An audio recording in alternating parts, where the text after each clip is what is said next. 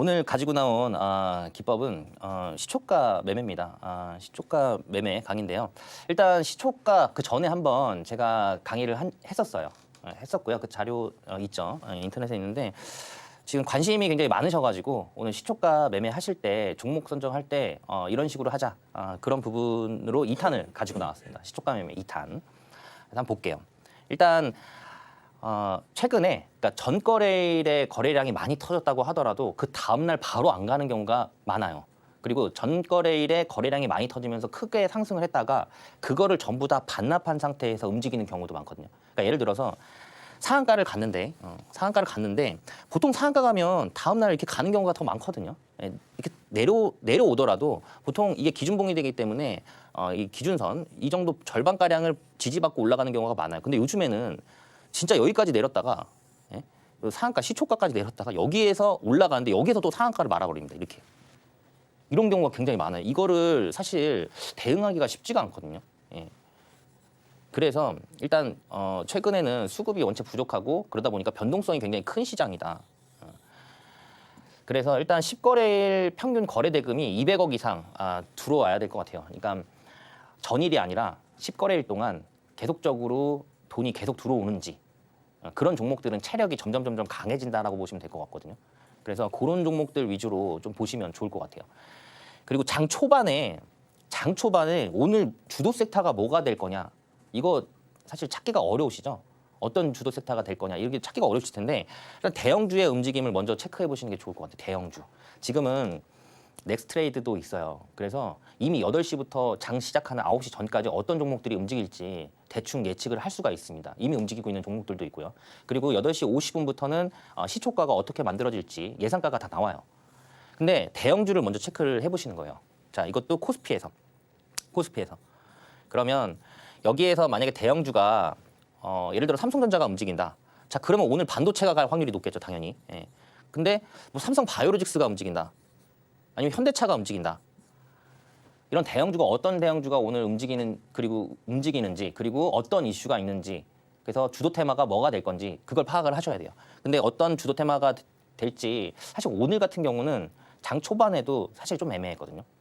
근데 최근에 이도저도 아닌 그러니까 주도 테마가 없잖아요. 그러면 움직이는 테마가 있습니다. 요즘에. 그러니까 반도체도 안 가고 조선도 안 가고 방산도 안 가고 뭐 아무것도 안 가. 그때 가는 테마가 있어요. 근데 이번 주는 계속 관망세가 유지될 것으로 예상이 되면서 사실 그동안 시장을 이끌었던 이런 주도 테마가 약간 쉴 확률이 높거든요. 그래서 이 테마가 움직일 거예요. 그거 오늘 히든 종목으로 가지고 나왔어요, 제가. 방송 말미에 오픈할 거거든요. 잠시 후에. 그러니까 방송 끝까지 시청 바라겠습니다. 일단 대형주의 움직임을 체크를 하면서 오늘 주도 테마가 어떤 테마가 될 건지에 대해서 좀 먼저 예상을 해볼 필요가 있어요. 자, 현대차가 움직인다라고 했을 때는 오늘 현대차가 잘 움직이죠. 현대모비스, 뭐 현대공업 그리고 자동차 소부장 기업들 다 움직이고 있어요. 자동차 부품 기업들 지금 움직이고 있거든요. 그러니까 이런 대형주가 움직이면 그날 그 섹터군이 주도 테마가 될 확률이 높아요. 네. 그래서 대형주의 움직임을 먼저 체크해 보자. 그래서 그런 종목들이 금일 주도 테마가 될 확률이 높기 때문에 그런 높은 종목을 컨택을 하셔야겠죠. 지금은 수급이 적기 때문에 무조건 대장주를 하셔야 돼요. 대장주. 뭐 2등주, 3등주도 아닙니다. 무조건 대장주를 해야 되거든요. 그리고 원래도 단기 트레이딩 할 때는 무조건 대장주예요. 근데 대장주가 원체 빨리 움직여버리면 그때 빠르게 뭐 2등주, 3등주를 컨택을 하시는 건데 지금은 대장주도 힘이 없는 상황이기 때문에 그나마 단기 트레이딩에서 그리고 시초가 매매에서 성공을 하려면 대장주를 접근을 해보시는 게 좋을 것 같습니다. 자, 그리고 요즘에는 시장이 한 발 더 빨리 움직여요. 한 발 더 빨리 움직여요. 그 예를 들면 예전에는 만약에 오늘 저녁에 미증시가 떨어졌어요. 그럼 이 반영이 다음 날 되거든요. 그리고 만약에 오늘 미증시가 상승 마감하면 다음 날 우리 시장이 상승을 하는데 요즘에는 선물에 먼저 반영합니다. 그러니까 만약에 오늘 미 선물이 떨어지고 있어요. 그럼 우리 시장이 이 선물에 반응해요. 왜냐하면 선물이라는 거는 이제 내일 뉴욕장이 떨어질 확률이 높아지잖아요. 그러니까 그 예측을 하고 미리 장이 먼저 빠져버리는 거예요. 그러니까 선반영되고 있다라고 보시면 될 것 같아요. 미증시도 예측을 하는 거예요. 이제는 개인 투자자분들이 원체 다 똑똑하시니까. 그래서 선물을 보고 움직여요. 우리 시장이. 이거 이해 안 되시는 분들이 있으실 건데 뭐 더 자세한 내용은 저와 함께 할 수 있는 공간에 오시면 될 것 같아요. 하단 참고하시면 될 것 같고요. 그리고 재료도 내일 나올 재료가 오늘 움직입니다. 그러니까 종목이 내일 어떤 이슈가 나올 예정이에요. 일정이 있습니다. 예를 들어서 내일 뭐 암흑해가 있다. 암흑해가 있다. 아니면 뭐 내일 뭐 엔비디아 젠슨왕의 기조연설이 있다라든가 이런 내일 확실히 나올 수 있는 재료들 있잖아요. 나 내일 젠슨왕이 나오면서 삼성전자 얘기가 나올 거고 반도체가 움직이겠구나. 그게 내일 그 이슈가 나왔을 때 움직이는 게 아니라 그 전날 움직여요. 요즘에 그러니까 빠르다라는 거예요.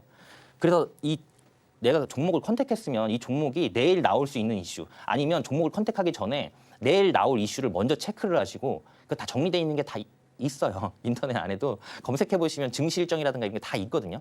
그래서 내일 나올 수 있는 이슈에 관련된 종목을 오늘 컨택하시는 거예요. 그만큼 요즘에는 더 빨리 움직인다는 거 장이 선반영돼서. 그래서 내일 나올 수 있는 재료를 체크를 해봅니다.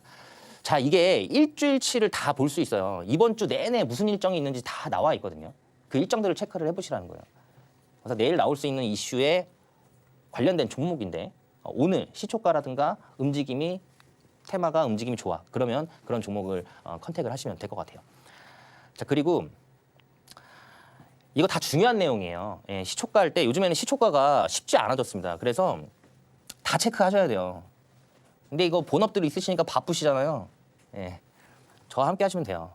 그래서 미증시에서 상승한 종목을 체크를 할 필요가 있어요. 그러니까 요즘에 시장이 원체 불확실성이 크다 보니까 뭐가 갈지 애매한 그런 시장이거든요, 사실. 어떤 섹터가 움직일지. 그래서 따라가는 게 또 이 미증시예요. 그러니까 예를 들어 미증시에서 테슬라가 큰 폭으로 상승했다. 자, 그러면 그날 우리 시장 전기차 움직일 확률이 높습니다. 엔비디아 큰 폭으로 상승했다. 반도체가 움직일 확률이 높고요. 그리고 아마 그 미증시 그 시황을 좀 보신 분들은 아실 거예요. 뭐 전일 미증시에서 뭐 양자암호와 관련된 종목이 뭐 28%가 급등을 했다. 뭐 이런 이슈가 나오잖아요. 양자암호 관련된 종목 한 종목이 지금 28% 급등하면서 어떤 그 대형 호재가 떴다라고 했을 때는 그날 우리 시장에서 양자암호가 또 움직일 확률이 높아요. 실제로 움직였고요. 자, 그러니까 미 증시에서 가장 강하게 상승한 그런 종목군을 체크를 해보시고 그 종목군이 속해 있는 섹터가 어딘지 확인해 보시면 우리 시장 오늘 어떤 섹터가 움직일지 예상을 해볼 수 있다라는 부분이에요. 자, 다음은 요즘에 변동성이 제가 계속 말씀드리지만 변동성이 엄청 크잖아요. 엄청 크기 때문에 목표 수익률에 대한 계획을 잡으셔야 돼요. 웬만하면 기준을 잡으시라는 거예요. 그러니까 모든 종목에 동일하게.